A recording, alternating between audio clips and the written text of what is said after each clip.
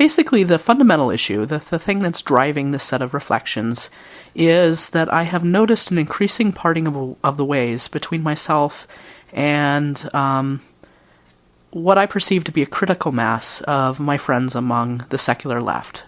The secular left defined kind of broadly in terms of both social, religious, cultural, and various economic forms of liberalism. Let's not let that part detain us too much. Let's get on to kind of the substance of the issue. And basically the substance of the issue is that there appears to be an increasing retrenchment against religion within contemporary American liberal subcultures, both social and political, that there is increasing distrust and a greater desire for people to make a clean break from religion, to say that they are not religious, maybe they are spiritual but not religious, that they are nuns, that they will not affiliate with a religious group, and more aggressively, that they think no one else should do this as well, that there's something fundamentally dangerous and wrong about religion, and the world would be better without it. This is basically the impulse behind Richard Dawkins and New Atheism, the idea being that there is something about religion and all particular religions instantiating the same characteristic that makes religion troublesome. There's something about religion that makes it bad for human intellect, bad for social and political progress, just plain bad, something you should outgrow and try to move beyond.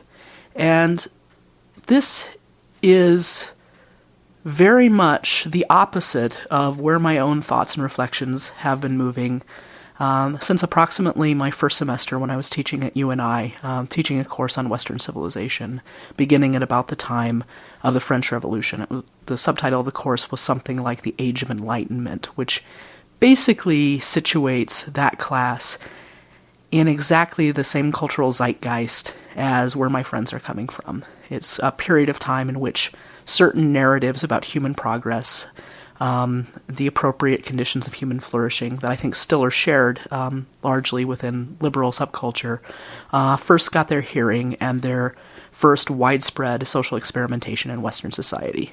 This is where the classical liberal narrative comes from. And to put a very fine point on it, which I will elaborate at exceeding length in the rest of this long narration, is that my conclusion at that time was that the central liberal narrative coming out of the Age of Enlightenment is just wrong. That the movement didn't manage to instantiate any of its goals, that its critique of religion and of medieval society essentially was off target, and that the results of this experiment since early modernity and a little bit later into the Age of Enlightenment have been fundamentally disastrous for human beings. It's probably not a coincidence that I was teaching an environmental ethics class at the same time, and that this class allowed me to reflect upon our ecological crisis and its roots in early modern ideas and practices toward the environment. That basically the kind of emancipation from the conditions of nature that was promised by this new ideology in Western civilization, basically that ideology was at the root of our most fundamental ecological issues. So probably not a coincidence these two things were going on at the same time. Anyway, to kind of get at the myth that large numbers of people then and now share, it would be something like this. And I should probably footnote this by saying I largely accepted this myth myself at an earlier point in my life. It's increasing education, increasing exposure to in-depth knowledge of many different historical periods in Western culture that has led me to question it. I would probably be in the same position today of just sort of uncritically buying that line, were it not for having had a reason to look at different moments within the Western cultural experiment. Anyway, the basic myth is that there was a time in which the world was dominated by something nobody ever really defines, but thinks they know what it is, called religion. And accounts of what religion is vary in small degrees, but basically tend to unite around the idea that it's something like a stereotypical version of Catholic Christianity, that religion is essentially totalitarian, that it functions to back centralized authority in both ecclesiastical and political spheres, that people are very much inclined to believe in the divine right of kings, for example, if they believe in religious authority, that this happens by habituating people from an early age in patterns of unreflective acceptance of whatever is taught to them by an authority figure, either religious or political, that people are basically trained by faith to accept prevailing social and political norms in their society and not question them.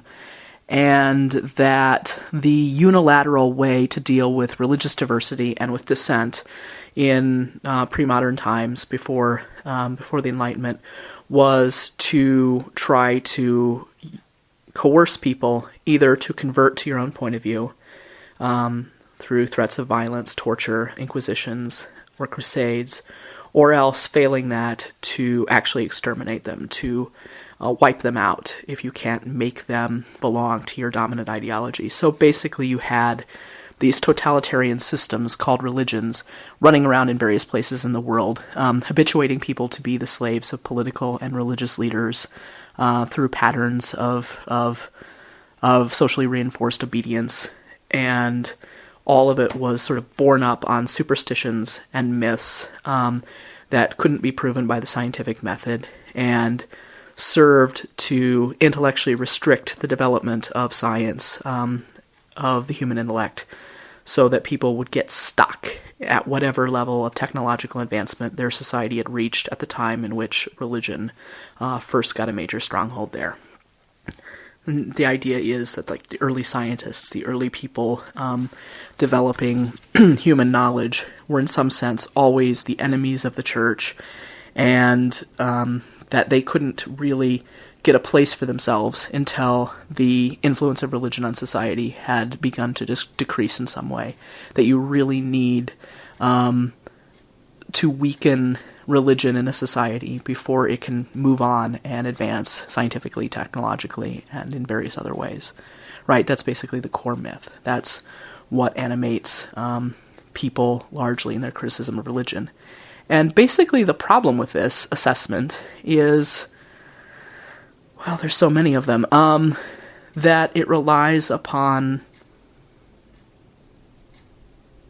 let's just put it this way, it relies upon stereotype. The picture of religion that's offered in this critique is simply a projection of the antithesis of the prevailing cultural ideology about science and its place in society. Everything that we think of ourselves as being and exemplifying as modern, emancipated, enlightened people, think of the opposite that we were delivered from in early modernity, and that's what religion essentially is. The problem of this, of course, is that religion is exceedingly diverse, that for any stereotypical claim that one would make about religious traditions, you will find traditions either within the same religion or certainly across different religions that do not have these traits, or in fact have the opposite traits, and that as a generalization goes, it doesn't hold. As a matter of fact, there's a considerable scholarly debate about whether there is enough in common between the various traditions, so-called religious by most people, that exist in the world. Buddhism, Taoism, Confucianism, Christianity, Islam, and so forth, that there is some doubt about whether there really is a basis for even having a category called religion. Do these things have enough in common that people can come up with an intelligible definition which gets at and includes all forms of religion everywhere in the world that have ever existed? Probably not, right? And if that is true, if you can't even make an intellectual category religion out of the diversity of religious experience, then a generalization about what all religion is obviously going to fall flat by the same measure, right? If the category doesn't work, any generalization about the category is also going to be false.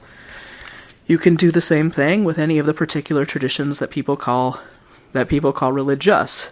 It's very common within the study of Christianity to talk about Christianities rather than Christianity, about Islams rather than Islam, about Buddhisms rather than Buddhism, and just about everyone except for Hindutva members of the Indian intellectual right tends to question whether Hinduism exists as anything other than a construct of British colonialists in the 19th century at all.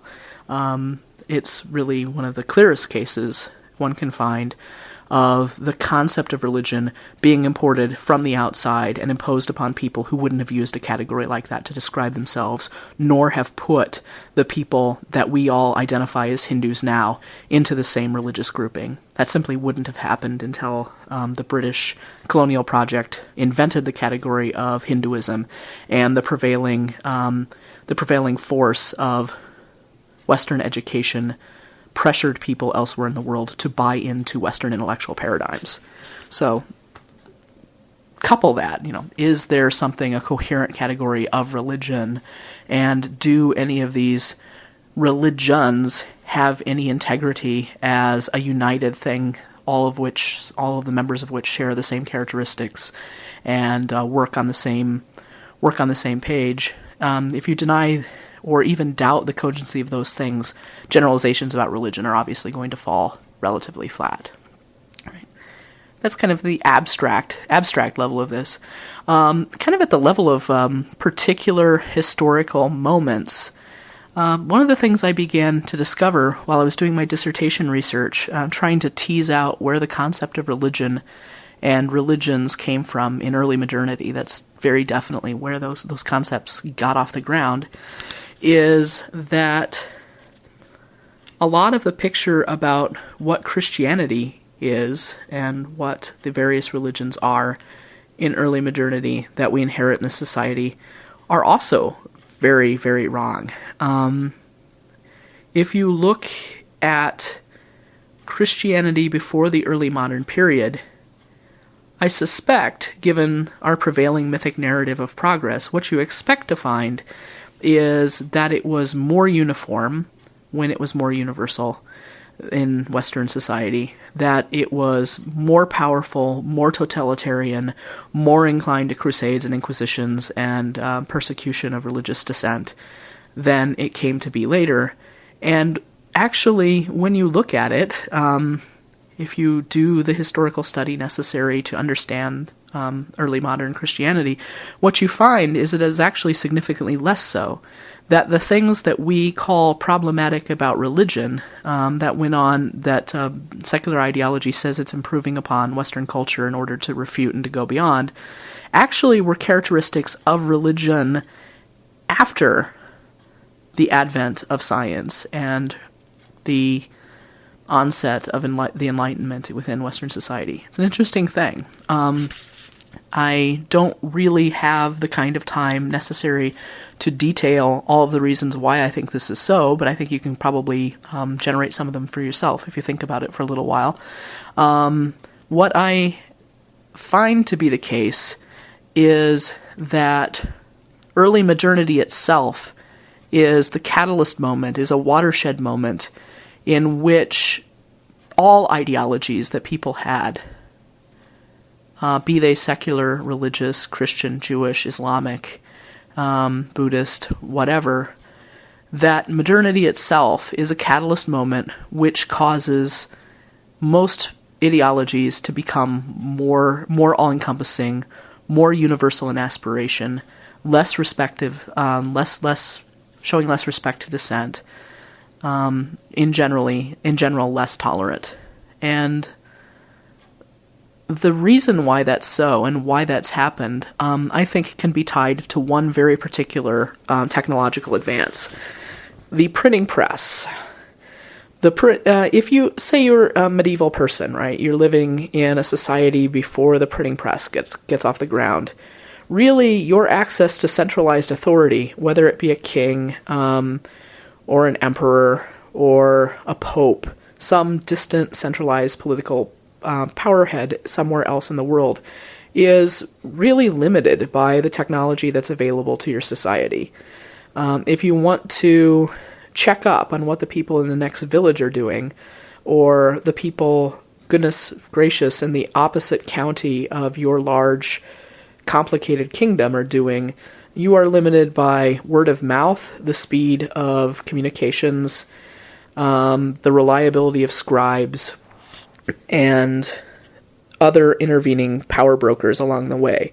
Essentially, what you have, rather than a centralized system of authority, either religious or political, is a hodgepodge of competing local feudal polities that don't have a clearly demarcated line of authority within their own space, that are internested, that fight it out with one another, that basically ensure that any transmission of authority from a central figure to the remote periphery is going to be complicated at best and completely chaotic at worst. So the picture you get of looking at, say, medieval Christian Catholic practices is of incredible diversity, of very poor attempts to consolidate things according to uniform standards, usually a great reluctance to do so, an argument for the antiquity of the use of one's cathedral or of one's country would carry a very great weight at the Vatican, because it was thought that one should basically respect the local cultures of particular parts of the Christian world. And really very difficult to get anything that looks like uniformity in doctrine or in practice, liturgical practice or devotions. Most of the time people didn't really try. When they did, the issues were fairly important and involved a lot of effort to mobilize the necessary level of consensus to make some sort of organized opposition to that idea. So it just didn't work. It wasn't very efficient. And the same thing was basically true in politics, for the same reasons. If you are the king of a local feudal monarchy, you have to collaborate with other people, with other lesser figures, your feudal barons, your local dukes, in order to get your will across, or it's not going to happen at all. You're limited by the speed of technology to get your decrees out to various parts of your realm, the fidelity of scribes, the cooperation of the local middlemen to getting that message out. You need to secure their cooperation. They may turn against you at any time. In order to mount a war, you have a certain number of soldiers of your own, but you need some kind of mass support from your underlings, from your middlemen, from your feudal barons, before you can go to war yourself. Basically what this means is that political authority is very, very inefficient and never really consolidates itself very strongly. The magic moment, again, I think, for both political and religious ideologies is the introduction of the printing press. This basically meant, this new technology meant that you could, with perfect fidelity, publish a work of law, canon law, theology, whatever it was you wanted to, early science, and you could have that same thing be transmitted to all parts of your domains at decreased expense, nearly absolute fidelity, and you can aspire to a kind of uniformity of social practices, of beliefs, of political rule that you could never have even thought about before. You begin to think in terms of universality rather than locality. You want there to be a single standard everywhere. You probably couldn't even have thought that thought before early modernity and before the printing press. You are really asking for centralization. And the result of that, both in politics and religion, was this massive retrenchment around centralized authority figures. You go from feudalism to national monarchies, a totally different beast. A national monarchy has a king who is basically the absolute ruler. This is where the concept of absolute monarchy comes from within his domains. that person can establish one law and have some reasonable idea that that one law will prevail everywhere in their realm, rather than a hodgepodge of local constitutions and competing traditions. A religious authority figure can say, we're going to have one code of doctrine, one code of canon law, one Roman use, and impose it on everyone, and there'll be nothing anybody can do to stop it. Where you could never have even thought that thought before the printing press. You would have had the Sarum use of the Roman Mass, the Mozarabic liturgy, the old traditions in Majorca, and in various far-flung places that were not very close to the centralized authority. You just have more centralization.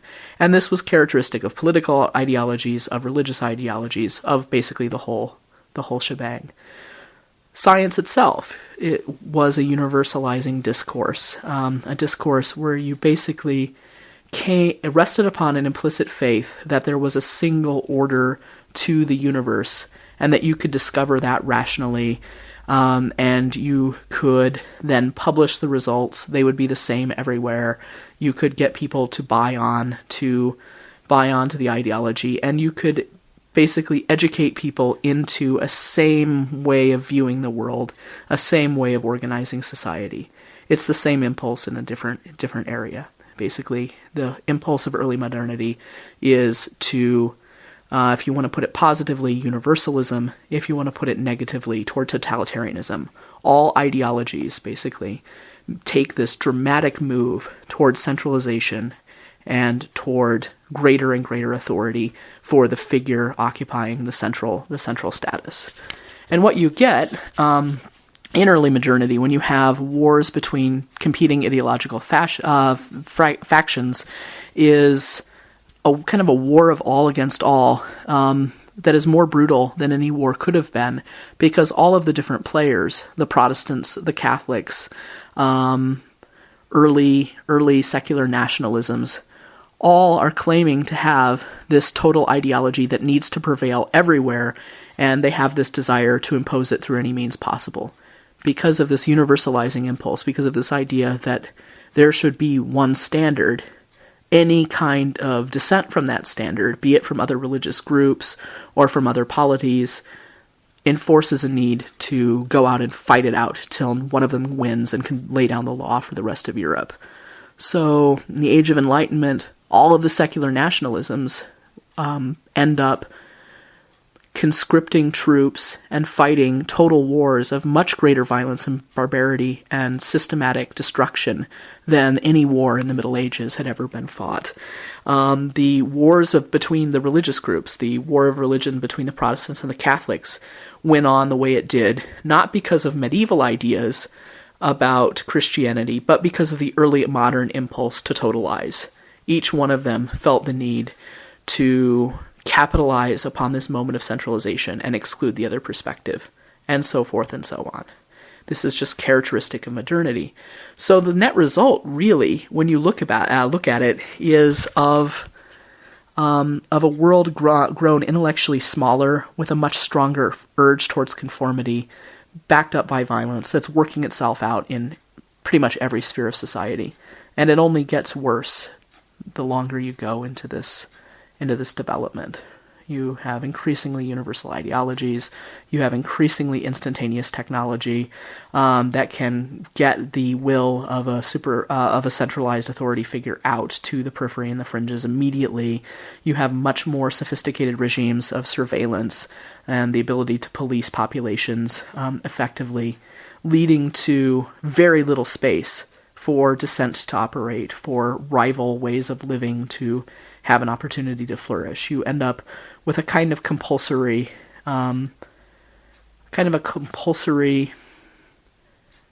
nation-state system with universalizing powers and the ability to surveil its population with sufficient efficiency to actually make real progress toward human uniformity.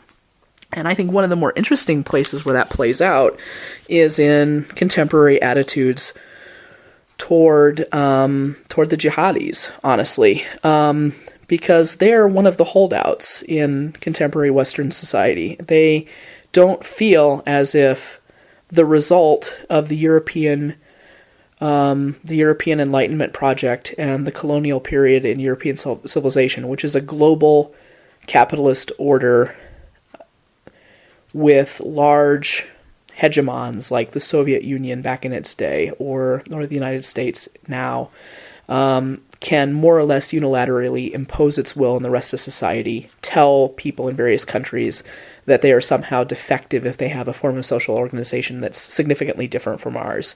We put pressure, we put boots on the ground to install democracy in various places in the world, rather than letting them have whatever kind of political organization had grown within that society.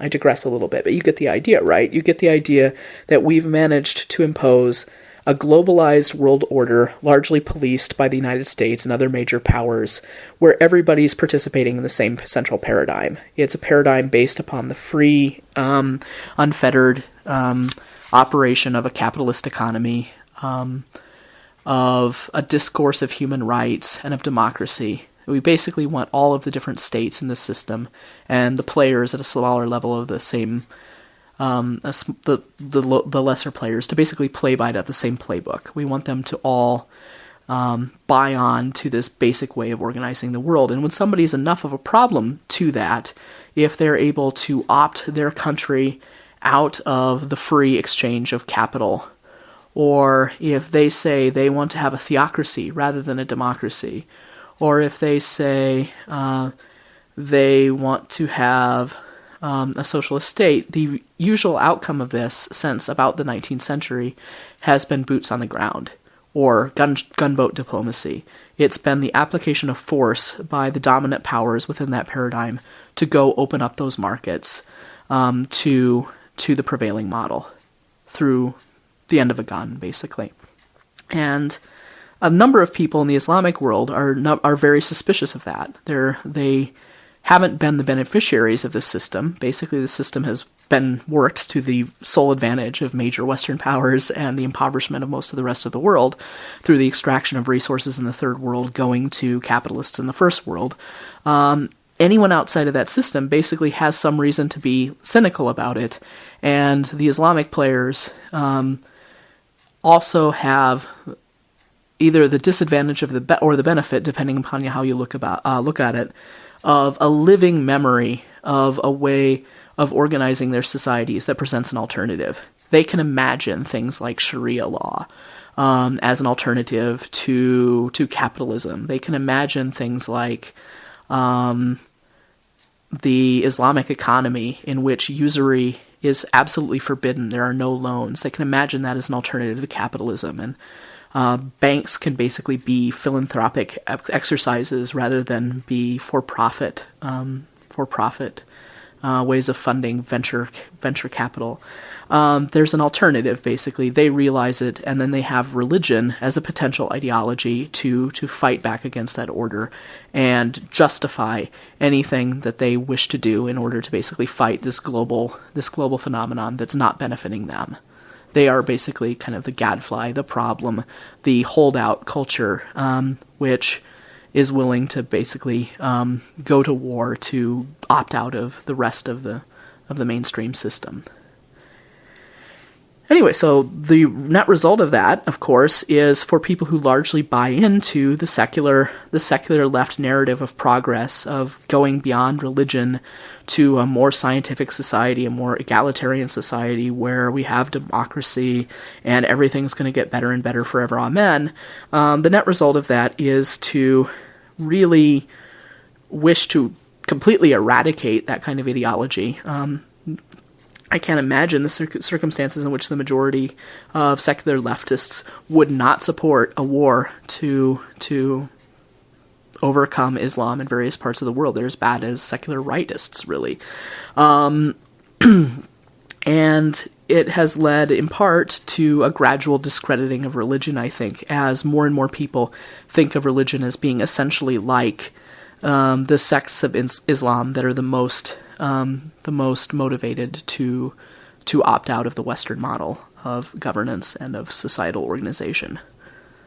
So, again, this is unnuanced, right? Because there are forms of Islam which sit very well with the modern Western world.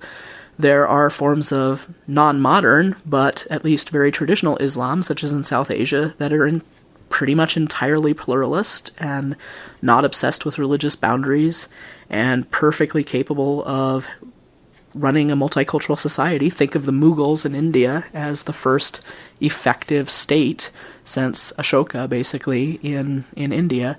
You get a pretty good picture that that's a bad picture of Islam and probably not a very good picture of religion in the rest of the world. But the generalization holds, right? Okay, I think I've drifted a little bit from the main topic, but I'm giving you kind of a bird's eye perspective, the view of history that I am using to evaluate claims about what is really best for Western society, right? One of the things that further interests me about this myth of secular progress against the inanity of religion is the idea that things really have gotten better. Everyone accepts that this is true. It's almost universal. You really have to work against deeply ingrained stereotypes to think that the world might, in some sense, not be just a self-evidently better place than it was at various points in human history. But as you look at it, there are pretty good arguments to think that maybe that isn't the case, right? Maybe you would even want to go so far as saying that it clearly isn't the case, that the world has not become a better place and that we can show in some sense that it's worse. You don't have to go to the strong form of that argument. You merely have to raise the question of whether there really has been human progress to question whether the early modern Western worldview is necessarily the best one for the world. So let me take an example, like human lifespans. We have more and more research from archaeology where we can do forensic archaeology, we can date people's deaths, we can figure out what their height was to get an index of their standard of living, we can figure out approximately how many calories people were consuming, average family size, the material culture, number of hours worked, yada yada yada. And what we actually find when we look at it is that unless you were born after around the year 1800 or so in the more privileged classes within the industrialized Western world, you would have been better off, simpliciter, absolutely, no question about it, in any hunter-gatherer society from antiquity to the modern day. We know that hunter-gatherer societies manage to average a little over 2,000 calories a day, and always have, and have worked fewer hours by far than even in the most advanced industrial societies. They can usually get by, on less than 20 hours a week in all of the work necessary to sustain their societies, enjoying, in the meantime, a relatively high standard of living in which people are on balance taller than most of the people in the world, meaning that they are better nourished, show fewer signs in their bones and in other things that we can show of disease, of malnutrition, basically simply enjoy better lives than this larger human population at a later date. The exceptions are in the Western industrial societies, more privileged sectors, well into the Industrial Revolution. The onset of the Industrial Revolution was, in fact, in balance within Western European countries, a net decrease in the standard of living for most of the people that moved from the rural areas into the cities. They were essentially exploited for cheap labor in order to make money for somebody else, basically to build up an industrial infrastructure. At some point, that began to erode, and there was actually some advantage that accrued to the lower classes within the industrial cultures. But we'll talk about why that is in a moment. At the beginning, at least, even in the Industrial Revolution itself, was a significant decline in standard of living, height, length of life, caloric intake, level of nutrition, even income, for most of the people in the industrial societies that were developing. hunter-gathering would have been a better way of life for most of them. And in fact, looking at things, that is still true in the majority of places in the world. The exceptions, and we're all the exceptions, and that's why the myth of progress seems so appealing to most of us, are the most privileged sectors in the first world. If you had to choose between being a hunter-gatherer in a traditional hunter-gathering society today, or being among the poor in the industrial world, or the agricultural equivalents of the hunter-gatherers within third world countries, you would have a lower standard of living, a lower life expectancy, more likelihood of endemic disease and malnutrition and poverty than you would have in the hunter-gatherer society. You're just simply worse off in the industrialized modern world than you would be in a traditional hunter-gatherer society today. So what about the discrepancy, right? Why are we all in this privileged situation where we have the access to things that make us think that progress was clear, inevitable, victorious, and just all around a rah-rah good thing? Basically, the answer is that after the initial industrialization, the initial building up of an industrial infrastructure, which immiserated Western Europe in the early stages of the Industrial Revolution, we applied that machinery to extracting resources from other places in the world in a way which immiserated the populations there. We're not seeing the benefits of industrial society within our own cultures. We are seeing what we have taken from other people through our industrial tools from the rest of the world.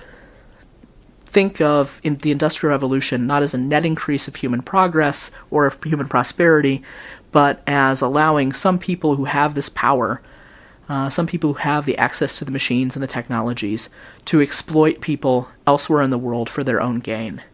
The net benefit is not necessarily through the technology per se, but through the exploitation of others. You can perhaps imagine a more just world someday where that's not going to be the case, where you're going to have a more equitable distribution of goods. But to be honest, I think you're crazy. We keep telling people in India and China that if they keep playing by the rules and keep doing the things the way that we do them in the West and buy into the capitalist machine, that eventually they're going to industrialize just like us, and it will make up for all these short-term disadvantages with the benefits of a standard of life that's as good as the Western industrial nations. But if you have any background at all, even a very limited background in environmental science or ecology, you know that's not going to ever happen, right? Just the mere increasing demand in India and China for oil put deep pressures on the oil supply, and we find that there's a retreat in the oil prices now only through the blows to the Indian and the Chinese economy, which have made their demand increase. If it were ever to get to the point where India and China would need the amount of oil to sustain their populations that we use to sustain our own populations and our current standard of living, there clearly wouldn't be enough oil or enough of the other resources to go around. We will never let all countries fully industrialized to enjoy a standard of living like the way we have in the Western world now, because there aren't enough resources to ever let that happen. It will never, ever happen. What we will have are some people with access to technologies and tools exploiting other people elsewhere in the world until the entire system falls apart through its lack of sustainability. That's what's going to happen, right? It's fairly clear, it's fairly obvious, but we are invested in the idea that somehow eventually we're going to solve all of these problems through the magical pill of technology, and everyone everywhere in the world is going to enjoy the lifestyle of a contemporary North American or European, right? Which are completely unsustainable from the point of view of the planet. So the net result, basically, of looking at lifestyles and sustainability and who is privileged and who is not privileged in the contemporary economy really should give you a great deal of doubt. At the very least, doubt? Could you give me that? Doubt, if not certainty, that there simply has not been a credible, demonstrable progress in the overall human condition. Some people are an awful lot better off, but they are few in number, restricted to various regions of the planet. We happen to mostly belong to that group of people, and this has been accomplished at the cost of colossal human misery to people elsewhere in the world. Basically, to think of the Industrial Revolution and our technological society as anything other than a mixed blessing really is to go too far. And there might even really, really seriously be some reason to think it was more of a curse than a blessing, right? If we don't solve the environmental crisis that's began through our own unfettered consumption and unsustainable lifestyle, we're all going to be greatly immiserated, and we're going to find ourselves back to a hunter-gatherer society, whether we would like to or not. All right, so I'm not sure that I really can support this narrative of progress that the secular left is so addicted to. I don't think that there is any reason for us to boost ourselves and say that we're the pinnacle of what human culture has achieved up to this point, and the way people did things in the Middle Ages was just self-evidently wrong compared to how we do them now, that the ideologies that we invest ourselves in now are so clearly and self-evidently better than the ideologies that preceded them, that having this centralized, uniform, global society is necessarily better than the diversity of beliefs and practices and customs that prevailed in pre-modern world. It just doesn't seem self-evident to me. It doesn't seem like it's anything other than a myth, very much like a religious myth, to organize a particular kind of society. And frankly, even though I deeply inhabit that kind of society, it's not really the kind of society that I would prefer to live in myself, quite honestly. All right, one of the things that becoming skeptical about this myth has given me over time is an increased appreciation for the wisdom and the intelligence of both pre-modern cultures in the West and elsewhere, and in radically different religions and cultures in the contemporary world. If you are thinking about like contemporary Western liberal global society as the pinnacle, as the paragon of human achievement, you're probably going to think of other societies that organize themselves around different lines as fundamentally defective in some way, right? You're going to look at societies that aren't democracies and go, hell, they completely got it wrong. Boy, aren't we great? We're the people who finally got it right, and we got to go over there and we've got to change them and give them the enlightened view of democracy. So essentially, you're going to look at a cultural text reflecting the values of say, pre-modern Japan, and at the very best, it's going to look to you as if you are engaged in a sympathetic effort to be as kind as possible to people whose values you fundamentally repudiate, right? You're going to think that those people, if not are trash, at least are nothing like people today, and oh, thank goodness, right? You're going to think that about your forebearers in Europe. You're going to think that about mestizos living somewhere in Mexico who are still as a part of some sort of village society that doesn't buy on completely to the modern industrial machine. You basically have one kind of society that you're going to think of as good. And that's a really boring, intellectually limiting, and frankly, disgustingly chauvinistic view of the world. If something decreases your human empathy to the point where the only kind of culture that you can imagine as being fully and authentically human is one very much like your own, then I would submit that there's a significant problem there. Yeah, you might want to consider your presuppositions and make some effort to appreciate other cultures on their own terms. It's not impossible.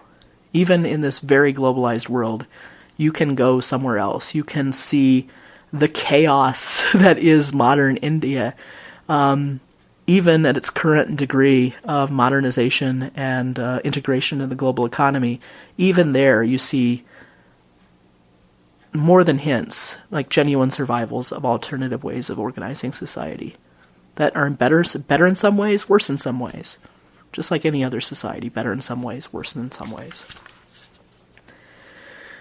Anyway, one of the things that I like about religious traditions is that they're one of the vantage points, really, that allows you to, if you spend a good deal of time and effort into understanding them, they still offer you a vantage point into this debate about a number of things that are no longer debatable within Western society.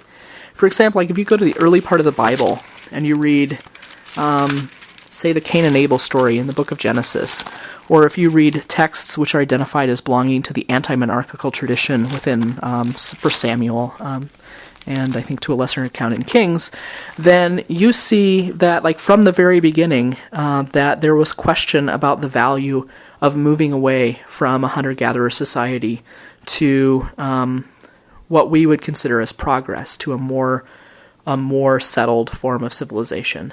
That there's always been this ongoing debate within our societies that there's really no cultural memory of outside of these very ancient Bronze Age and early Iron Age texts that come out of the Bible and some of the other traditional religious cultures. The biblical tradition is actually very skeptical about the centralization of authority that comes with moving away from hunter-gatherer societies to agriculture and cities and monarchies, and one could presume later on would remain skeptical to increasing centralization and bureaucratization throughout European history. The tendencies that they criticized at the transition from hunter-gatherer society to an agricultural society basically only intensified over this long haul, over this long period of time. Anyway, for ease of background, some of the older texts within the Hebrew Bible, or what Christians call the Old Testament, actually, because of the late introduction of crop agriculture into some parts of the Middle East, actually predate or are roughly contemporaneous with the introduction of settled agriculture in the Middle East. So an alternative is a living cultural memory. This shouldn't be surprising to you, right? Because there are still Bedouins, there are still nomads, hunter-gatherer societies living in the contemporary Middle East. This was even more so when a number of the earlier biblical texts were written. Anyway, there's a very strong strain in the Hebrew Bible of deep skepticism toward the centralization of authority with more advanced forms of agriculture and technological supply. Basically, like look at the Cain and Abel story. Who's the prototypical bad man? It's Cain, the one who's the agriculturalist, the one who grows his crops, who founds cities, who exemplifies a more technological point of view. The hero is Abel, the hunter-gatherer. You know he's a hunter-gatherer because what he's offering is livestock rather than the fruit of agricultural labor when he makes an offering to God. You see pretty much right from the beginning in one of these earlier texts in Genesis that there's a suspicion against cities, against agriculture, against the centralization of authority that goes with this transition into another way of life. The same thing happens in Samuel. You have an older prophet in dialogue with the people of Israel about whether or not they're going to have a king, which was one of the things that came with early agricultural societies. If you churned away from a hunter-gatherer way of looking at things, which was basically based on the family or the clan as a unit moving through space, what you usually got with agriculture was enough of a surplus that people would settle down in a particular place, create cities, and then create a permanent political authority class of kings that went with that, and centralized authority. And you see that in Samuel, right? Samuel the prophet, who is like the religious functionary of an earlier point of view, somebody who would have had a charismatic authority rather than being owing his authority to a more established priesthood, said that Israel, if it wanted to have kings like the other people, which Israel was contemplating because they felt that those kings gave them a military advantage, that they would basically be the technological upgrade of the Israelite armies if they were to have a king to lead them, that the net result of that, while they think it may be more free and more happy, would actually be everybody being in service to the king, essentially becoming his slaves, being forced to be in armies, having to work harder, basically becoming enslaved by the centralization of authority that they thought that was going to save them from their problems. Then most of the rest of the biblical narrative could be seen to be the outworking of that prediction, right? You had increasing centralization of authority in a line of Davidic kings, and increasing immiseration for most of the people of Israel throughout that sweep of time. You centralize power in the hands of fewer people, which is made possible by having an agricultural surplus and having cities and having kings, and you progressively make things worse. You don't need to just see this in the biblical text. You can look to the changes in culture in Indian society from the transition between Vedic culture to the renouncer culture of the Upanishads and early Buddhism, right? You go from a religion and a way of life that's largely egalitarian with a higher status of women, family-based, largely about sacrifice, no permanent temples, texts are memorized, generally more unsettled and more agrarian, leading to massive discontent, spiritual discontent, when the people discovered crop agriculture, founded the first cities of their culture in the Indus River valleys, and concentrated population, made fixed temples, had organized monarchies. People became unhappy. They were, in some sense, slaves to the state, and they were looking for some kind of spiritual liberation that would take them out of all of the alienation that this new way of life introduced for themselves. It's not just biblical society. You can see the same sort of arc of growing unhappiness with increasing agricultural efficiency and technological advance and centralization of authority in a radically removed culture in Vedic culture going to Upanishadic culture in India. It's just one of those things that happens, right? This is a transition that generally creates more unhappiness in a society that religion then moves into to try to cure. Sometimes scholars of religion who look at parallel developments in all of the settled religious cultures of the world, it seems like a lot of things were happening right around 500 BCE, generally, that is tied to many, many of those societies reaching similar levels of technological sophistication and urbanization at about the same time, and working for solutions to the same kind of alienation that was introduced to humans' ability to cope with their spiritual situation everywhere in the world by growing into this non-hunter-gatherer lifestyle that was basically bad for human flourishing. All right. Anyway, another text whose wisdom I have grown to appreciate a great deal more since reflecting on such issues is actually the Book of Revelation in the end of the Christian Bible, which sort of started at the beginning with Genesis, going to the end of Revelation here. Throughout most of its history hasn't been understood as being some sort of prediction of the last days, like contemporary evangelicals interpret this text, but as basically saying something enduringly true about the human condition. Basically, the vision in Revelation is that human life will never be a utopia, that we are always being plagued by the four horsemen of the apocalypse, of death, famine, war, and disease, that these are simply part of the human condition of people who inhabit a world affected by sin and death, and are ineradicable parts of the human condition, and that we always make things worse for ourselves by finding a power figure other than God to satisfy the desire for immortality and to cure the discontents that go with the human condition. Like, if you go for something other than the solution, God, you end up, instead of getting God, installing an idol that demands even more blood and suffering and obedience and slavery than any legitimate religious figure would. You can see this, say, if you want to go back in history and see how this is true, take the position of those earlier Israelites who were getting their first king.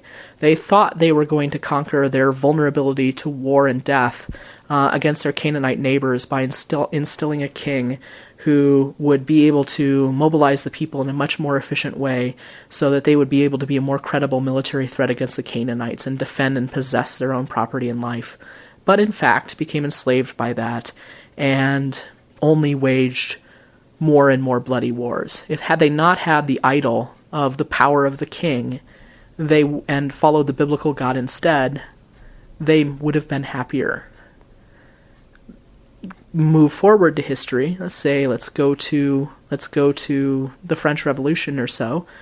Had people not said, "Hey, we need science and technology to overcome ignorance and superstition and human population concerns and to get people to live forever through medicine," then everything will be fine, that we'll be secure against mortality, we'll be happier, we'll be more free, we'll get to a utopia.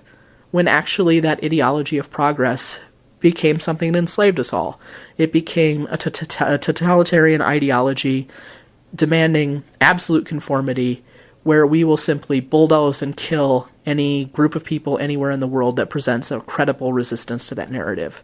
And in the process have managed to enslave ourselves in industrial sweatshop conditions, make ourselves miserable, when never having bought into that idol, to that power and principality, would have probably left us in a better situation overall.